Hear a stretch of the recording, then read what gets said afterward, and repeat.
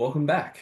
I apologize for being so casually dressed for this lecture, but since I've been using Adam Smith as an example so often lately, I thought that I would wear my Adam Smith t-shirt as, a sort of reference to the fact that I can't shut up about someone who wrote about 250 years ago. Now, so far, we've thought of the labor market as spot markets, where we don't really consider firms hiring workers for long periods of time. We're just focusing on that initial time period. Experienced workers can bring a level of knowledge and expertise that can only be gained through those years of experience.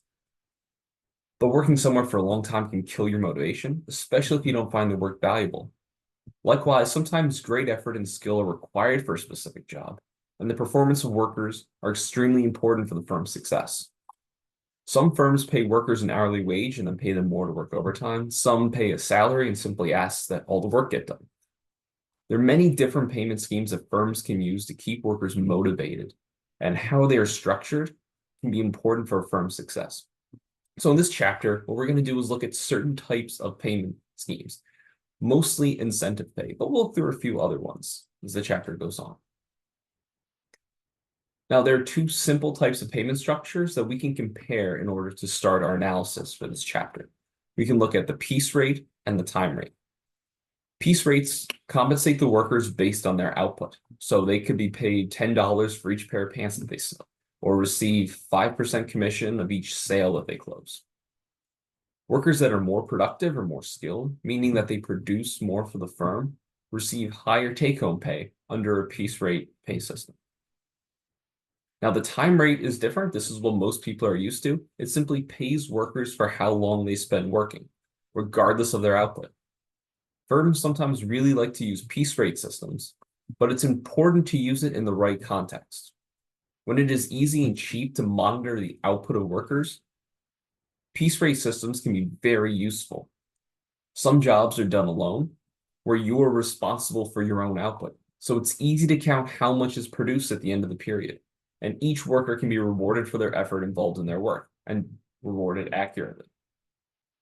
When it is appropriate, piece rate payment schemes can attract and retain the most able workers and encourage the poor performers to leave. So it can be a great tool for firms. Now, why wouldn't firms want to always use this to maximize effort and increase their productivity as much as possible? The main reason is that monitoring can be costly. For instance, often workers work in teams, or multiple roles are instrumental in creating the final product being sold, even if they're working on their own at the time. So how do you give just one person credit when so many people are involved in creating the physical product or the eventual outcome? It can require a lot of monitoring, literally paying someone to watch each person produce and then to divvy up the credit for each one. Or you can imagine an office worker who has every single keystroke monitored as a way to track their production. Few workers want to work in this type of environment where they're constantly being monitored so closely. Also, sometimes it can just incentivize the wrong thing. For instance, workers may just try to maximize their salary by producing as much as possible, but completely ignoring the quality of what they're producing. Workers also may not appreciate being able to, or not being able to anticipate how much they earn each week or each month because of the differences that result from the payment scheme. That said, incentive pay is a powerful tool that firms can use to motivate workers by tying their pay to their performance. One of the simplest, most common forms of this is the piece rate pay. Again, so workers are being paid based on the amount of output they produce instead of that fixed hourly wage like we typically see. So in a piece rate system, someone working in a factory or picking fruit on a farm can get paid more based on how much they pick or what their exact output is. As they put in more effort, as they produce more, they earn more. So this creates a clear incentive for workers to produce more. So this model we're going to be exploring shows how output is determined for workers who are paid by the piece. Specifically helps us understand how this piece rate, so what a worker is being paid per unit of output, affects their effort, their productivity, and ultimately it's going to affect the firm's total output, which is why they're excited to pay this or willing to pay this. So let's turn to an example. The piece rate worker is going to want to maximize their utility. And utilities being broadly defined. Utility involves more than just how much money they make. In this model, they're also going to want to balance an increase in salary with the amount of effort that they're willing to put in and day out on the job. Now, there are times that I would rather just play on Twitter than, or do fantasy football with my friends rather than plan out lectures or grade exams.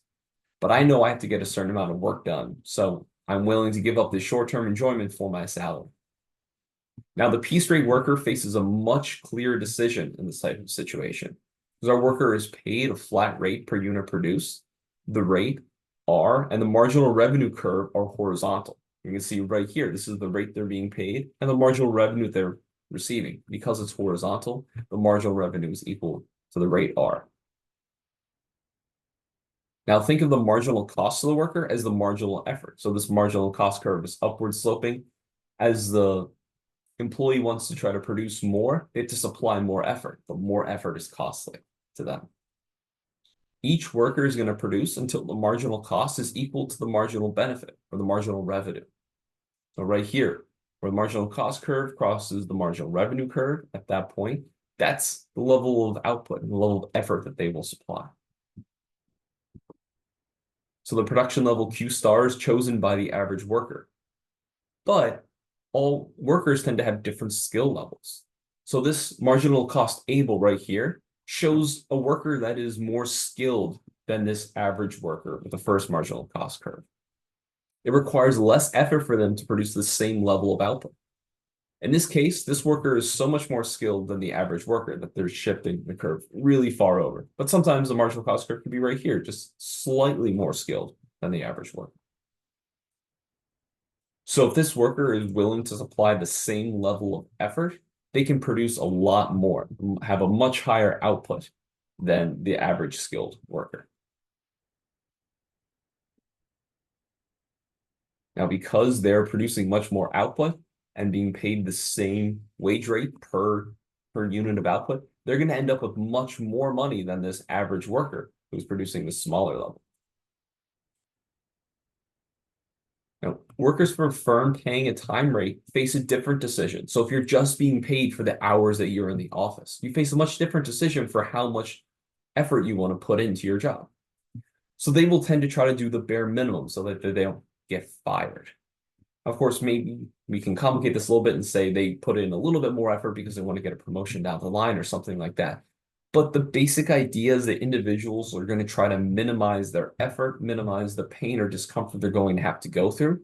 So they're not going to put in their maximum effort. And we don't have this incentive like we saw on the previous slide to get them up to produce more.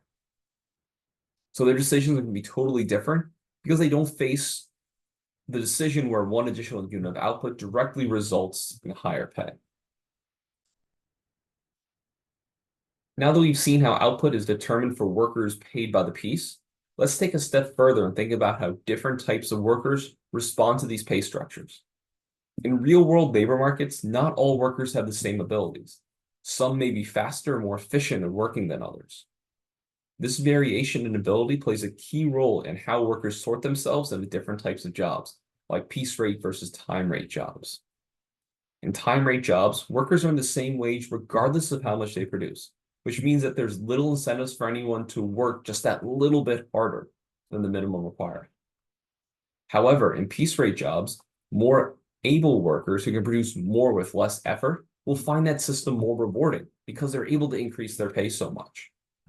They're likely to choose piece rate jobs because the higher output they can achieve leads to higher earnings and utility. They're actually getting rewarded for their increased skill and ability.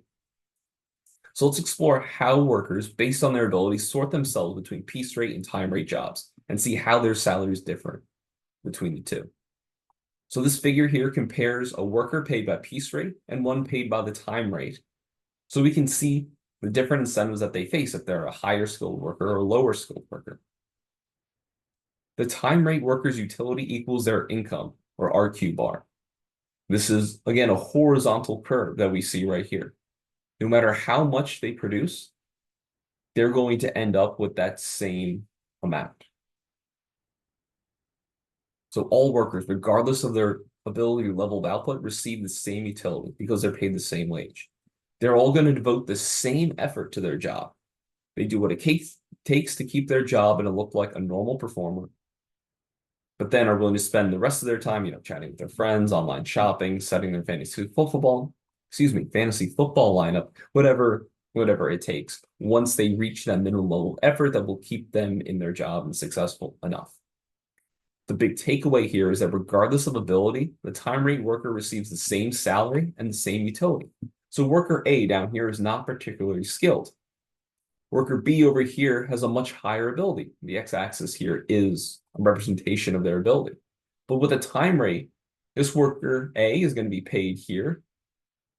Worker B is going to be paid right here, where their ability intersects the time rate line here. So they're going to end up with the same utility, no matter how skilled one is or how much more one produces than the other. They end up at the same level. Now, let's turn to the piece rate worker. Here, their utility is represented by the upward sloping line right here.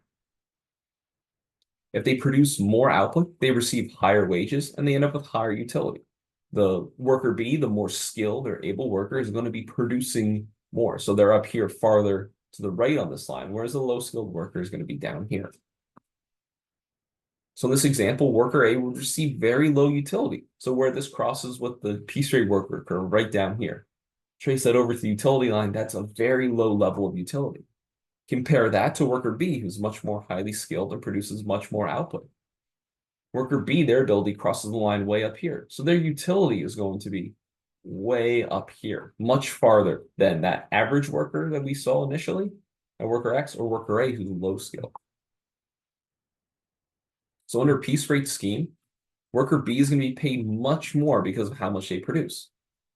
So I'll use The Office as an example because I grew up watching The Office and only about an hour from Scranton. So Andy Bernard is like worker A, not particularly skilled, not a very good salesman. Whereas Dwight Schrute, who could be a little strange, but is a very highly skilled salesman. So Andy Bernard, under a piece rate system, being paid commission, because he doesn't have many sales, is going to be down here. He's receiving fairly low utility and a lower salary because he's not hitting those targets. Whereas the more highly skilled Dwight Schrute, worker B, is getting or generating a lot of sales for Dunder Mifflin, being paid much more highly. What's interesting is that later on in the show, in one of the later seasons that frankly isn't quite as good as the earlier seasons, corporate institutes a commission cap. And in that episode, you see how it destroys the sales staff motivation because they know they can't get any additional money for their work. Suddenly, they're very quickly demotivated.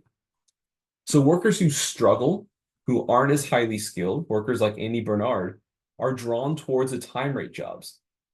Looking at the piece rate curve, if they worked a piece rate job, their utility would be down here where it crosses.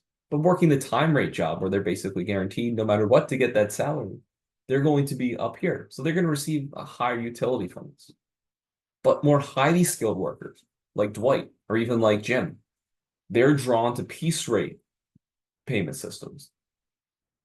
Dwight, who's worker B, has a utility right here if he's being paid the simple time rate, that being paid the same as Andy Bernard. But if he goes and he's paid through a piece rate payment system, his utility is way up here. It's much higher. So the more highly skilled are going to prefer to work piece rate jobs where they can get paid more for their ability. It's going on pretty long, so I'm going to end the lecture here, and we'll pick up with some other types of payment schemes like bonuses or profit sharing with the next lecture.